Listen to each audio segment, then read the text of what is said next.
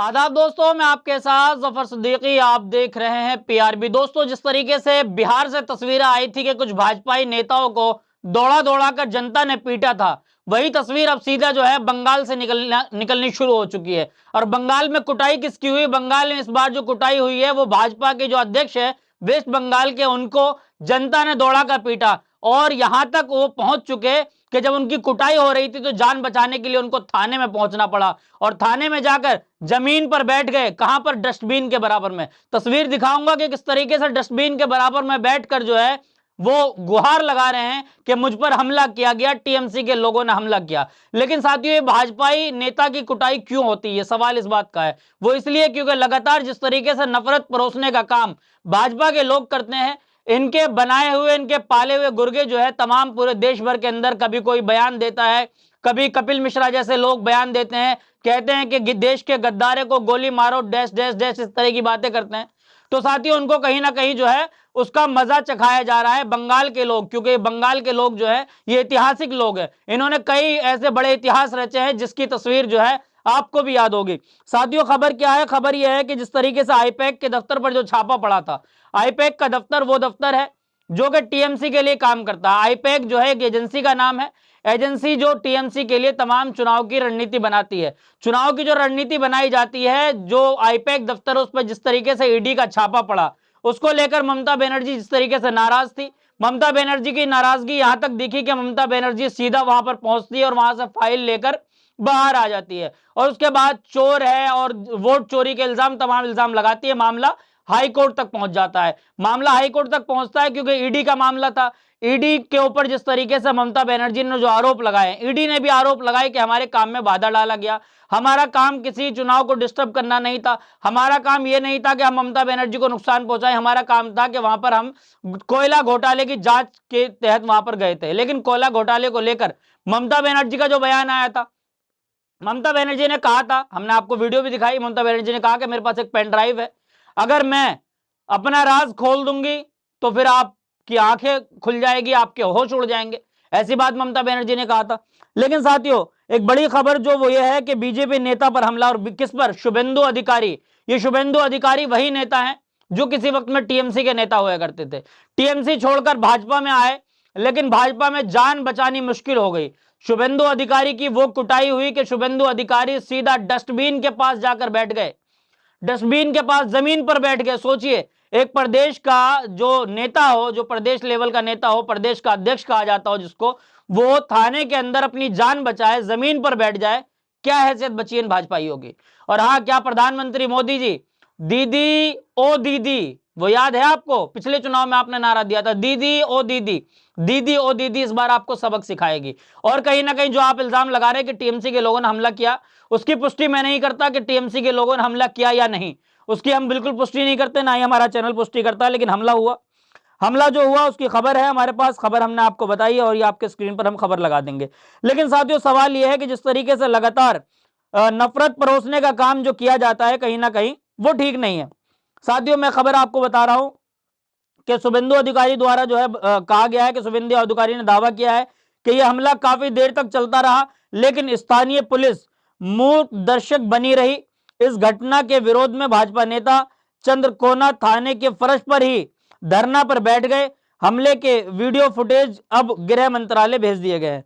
साथियों, खबर क्या है कि गृह मंत्रालय ने अब इसमें जवाब मांगा है। गृह मंत्रालय ने कहा कि इस जो हमला हुआ है वो ठीक नहीं है, और हम भी इसका समर्थन नहीं करते हैं। किसी भी तरह का कोई हमला जो है किसी अधिकारी पर, वो किसी भी पार्टी से, किसी भी पक्ष से आता हो, हम उसका समर्थन नहीं करते हैं। बंगाल में इस पर जी न्यूज ने भी चलाई है खबर कि बंगाल में बीजेपी नेता शुभेंदु अधिकारी पर पुलिस के सामने हमला, धरने पर बैठे इलाके में तनाव, इस तरह की खबरें चलाई जा रही। लेकिन साथियों, जो आईपैक के दफ्तर पर जो छापा पड़ा था, उसके बाद जिस तरीके से जो है बंगाल का माहौल जो है वो अलग लेवल का बनता जा रहा है। हमले के बाद पुलिस थाने के डस्टबिन के पास बैठना पड़ा, यह भी एक बड़ी बात है।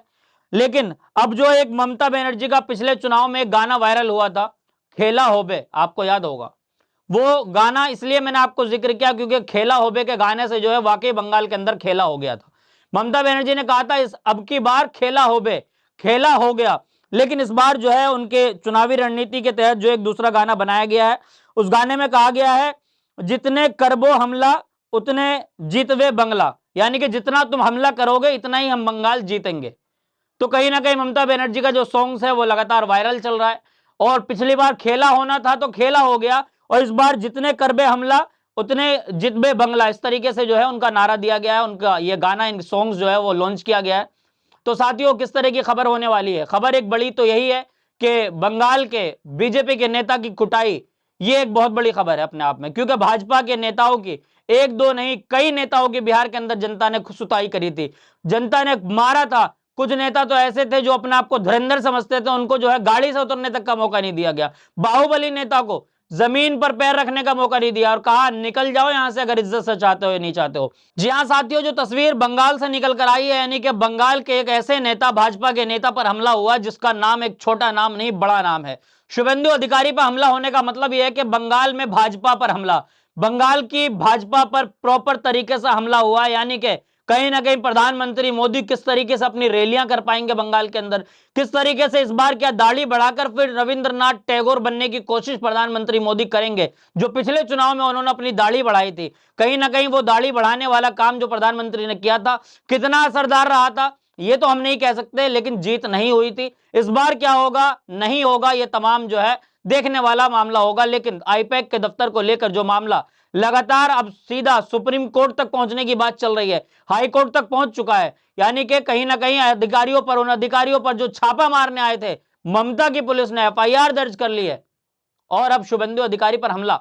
तो इससे साफ पता चल रहा है कि भाजपा की दाल बंगाल में नहीं गलने वाली है, क्योंकि बंगाल के लोग बहुत सोच समझकर वोट करते हैं। बंगाल के लोग हिंदू मुसलमान के नाम पर तो वोट बिल्कुल नहीं करेंगे, क्योंकि जो हिंदू मुसलमान का ख्वाब उत्तर प्रदेश के अंदर दिखाया जाता है, जो हिंदू मुसलमान का ख्वाब कहीं ना कहीं जो है वो बिहार के अंदर दिखाया गया, बिहार के अंदर लोगों को गुमराह करने की कोशिश की गई।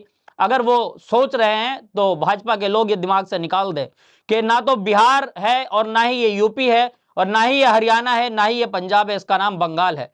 और बंगाल के अंदर लोग वहां के कहते हैं कि बंगला के चाहिए, बंगला के मेके चाहिए, बंगाल को क्या चाहिए, बंगाल की बेटी चाहिए। और इस तरह का नारा क्या इस बार भी जमा रहेगा? क्या ममता बनर्जी ने 15 साल में बंगाल की जनता के दिलों में अपनी कितनी जगह बनाई है, कितना काम धरातल पर किया है, वो इस बार का चुनाव तय कर देगा। इस बार का चुनाव यह तय कर देगा कि क्या नफरत करने वाले लोगों के लिए बंगाल बना है, या फिर इस बार बंगाल से जो है ममता को कुर्सी से उतार देगी वहां की जनता। और क्या प्रधानमंत्री मोदी के चेहरे पर बंगाल का भी चुनाव होगा? क्या देश के तमाम अलग अलग राज्यों में जिस तरीके से प्रधानमंत्री मोदी स्टार प्रचारक के रूप में काम करते हैं, कहीं ना कहीं देश के प्रधानमंत्री स्टार प्रचार बन जाते हैं, जहां पर वहां पर ये कहते हैं कि जहां पर अमित शाह चले जाए, प्रधानमंत्री मोदी चले जाए, वहां हार हो जाए, ऐसा हो ही नहीं सकता। लेकिन क्या इस बार ये भी रिकॉर्ड टूटने जा रहा है, यानी कि ममता बनर्जी क्या चौथी बार मुख्यमंत्री बनेंगे या फिर प्रधानमंत्री मोदी के हाथ बंगाल लग जाएगा? इस तरह की तमाम खबरें लगातार हम आपको दिखा रहे हैं कि क्या क्या चल रहा है बंगाल की पल पल की अपडेट। आपका चैनल पीआरबी लगातार ग्राउंड से लेकर एंकर के पार्ट तक लगातार दिखा रहे हैं, हमारे सहयोगी भी लगातार ग्राउंड पर है। पिछले 1 महीने से बंगाल पर हमारी नजरें बनी हुई है। लेकिन साथियों, आपसे एक रिक्वेस्ट है, आपने अभी तक हमारा चैनल पीआरबी को सब्सक्राइब नहीं किया तो चैनल को सब्सक्राइब कर ले, बेल आइकन बटन को जरूर दबाएं ताकि सबसे पहले वीडियो आपको मिल सके। फिर मिलूंगा किसी वीडियो के साथ, देखते रहिए पीआरबी।